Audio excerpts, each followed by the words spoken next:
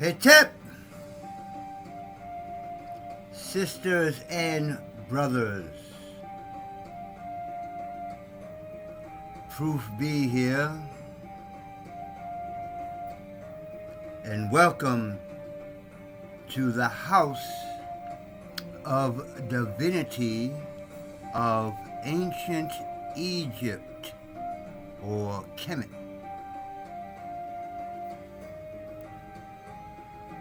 So, today is August 9th, 2024.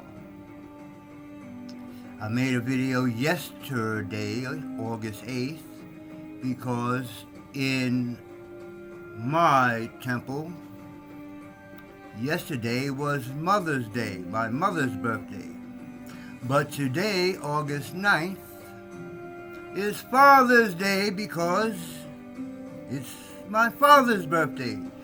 Yes, I mentioned it yesterday, but both my mother and my father are Leos. And I'm a Scorpio born on the 9th of November, which is the 9th month in reality. Everything got to do with me, got to do 9. Roy T. Bates, 9 letters, etc., etc. So I've been trying. Are you an astrologer? What does that mean? 2 Leo parents. My mother was 2 years older than my father. And I'm a Scorpio. I don't know. Nothing's come of it yet that I know of. I don't know. But anyways, Dad. Dad was a good guy. I mean, he taught me a couple of things indirectly, but, he wasn't like a father living in my house. Like I mentioned yesterday, he had a family, like, on the other side of town. But he had... Is this over? Is this music over? Oh, no, not yet. But he had the type of jobs that allowed him the freedom to come see Mom every now and then. And now and then when he come over and see Mom, he might take me out to work with him. He used to drive a truck, so sometimes he'd take us on the truck, me and my brother, and let us fall all over the back of the truck. Back in them days, his arms was like, because the trucks back in them days didn't have no power steering and all that weak people shit. He had to steer that shit with his hands. But after a few years of bouncing around and fighting with this wheel, he got another type of job, which also gave him freedom. But he taught himself, or he learned on his own, how to repair TVs. So eventually, even though he always kept his job with the TV service, because he would go in there, do his thing, and then he'd come back out, and sometimes he come get us as when I got older, and we help him deliver TVs to all these rich ass people. But but the biggest thing he ever taught me was a few words, and those words was get your own shit. Well, he didn't say it like that. He said, get your own stuff. He didn't go, that I remember, he didn't go in deep. But he was the example for getting your own stuff. He kept a job, he kept his regular job, but he also opened TV repair shops. I was actually living with him for a year, and in the first TV repair shop he had was down in Harlem. I lived with him for a year in Harlem while my mother was trying to find a new apartment. So again, well, he was always working, so it was actually my stepmother that had us most of the time, and she didn't like me too much. She liked my other brother, Ronald. But anyways, that's a whole nother story. Harlem was a trip.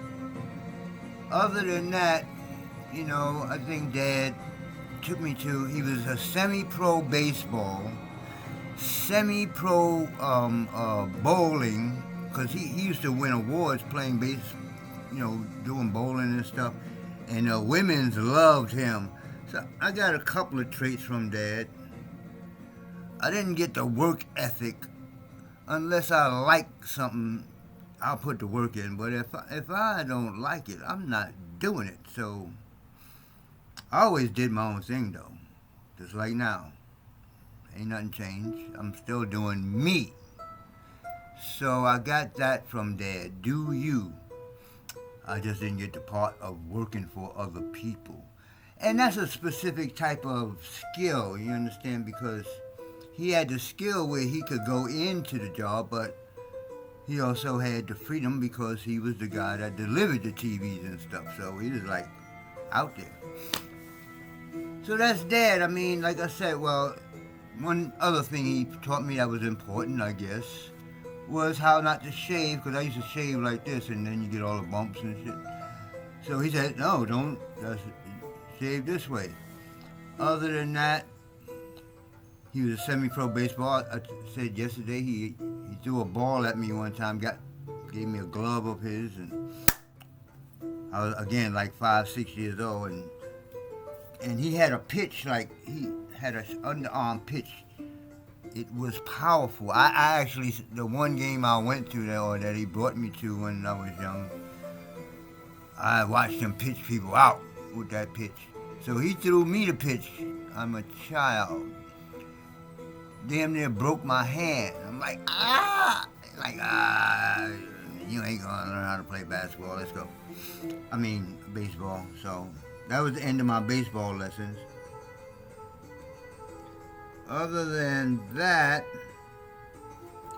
really didn't teach me how to be a father or a man. Somebody sits you down and be like, well, this is how you be a man. Most of the time I remember him, he was always playing and laughing. One time, he wasn't playing and laughing. My brothers and I was at one of his friends' house in Harlem, and somehow we found out where they kept their money. And my brothers had me go take the money out of the drawer. And we went and bought all these toys. Now, we little black boys, no money, not hardly any, none, zip, zero, not a money. But all of a sudden, we got all these battleships, and this is my brother's stuff because they used to put models together. I don't know if we got any toys, me and my other brother. But anyway, we bought all this stuff, and when my father found out, he's like, find that money. We know there ain't no more money left, but we were looking for it. So he put all the toys in the middle of the floor and I mean, like, literally jumped up and down on them, smashing them. It's like, dude, we already done bought this stuff. But that was Dad. You didn't want to make him mad. When he get mad, he talking such a high voice. Then it was like another language. You couldn't understand what it. And I think he did that now that I'm older. I think he did that on purpose because he could box. I forgot about that part. He was a semi-pro boxer. For a minute, he couldn't stand the sight of blood. So he boxed, and he was pretty good. People did not mess with Dad. He knocked out a mafioso one time, cut my brother in the face, Italian boy in the Bronx. Why'd he do that? My father kicked his ass and threw him upside down like Bruce Lee in that Green Hornet thing. He threw the boy upside down, and back then they had fish barrels. But that was Dad. Don't fuck with Dad.